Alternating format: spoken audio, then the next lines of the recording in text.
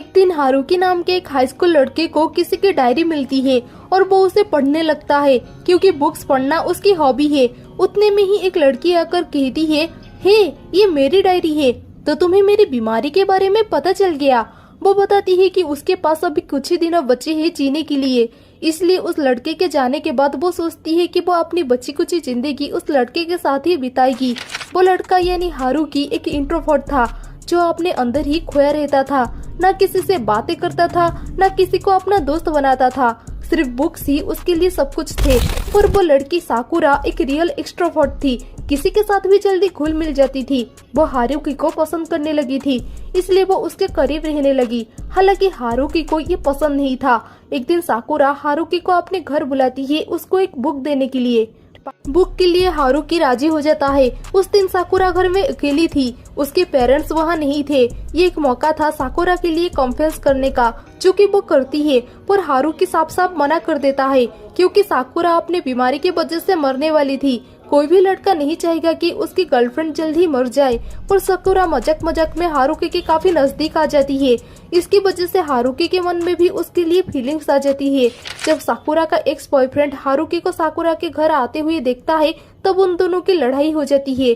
शोर की वजह से साकुरा बाहर आती है और हारुकी को इस हालत में देखकर रोने लगती है। साकुरा अपने एक्स बॉयफ्रेंड के ऊपर गुस्सा हो जाती है तो वो वहाँ से चला जाता है। हारुकी कहता है, मैं एक इंट्रोवर्ट हूँ, मैं तुम्हारा ख्याल नहीं रख पाऊंगा, तुम मुझे क्यों पसंद करती हो, और वैसे भी हम सिर्फ इत्तेफाक से ही तो मिले थे।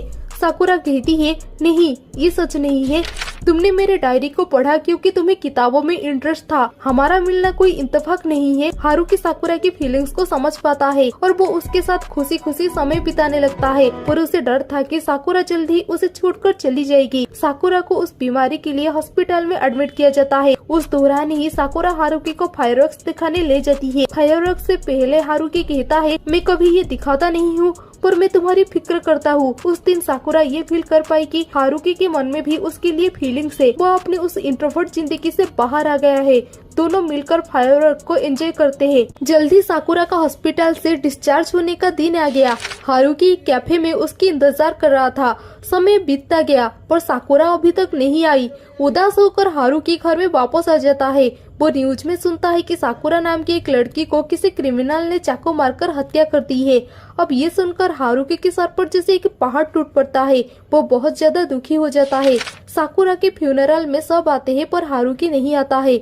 बाद में वो साकुरा के मॉम से साकुरा की पर्सनल डायरी मांगता है, जिसे पढ़कर वो फूट फूट कर रोने लगता है। इसमें साकुरा ने उन हर एक पल को अच्छे से लिखा था जब वो हारुकी के साथ थी। उसने अपनी बची कुची जिंदगी हारुकी को सौंप दी। हारुकी को रियलाइज हुआ कि एक लड़की उसे जिंदगी जीने का सही तरीका सिखा गई।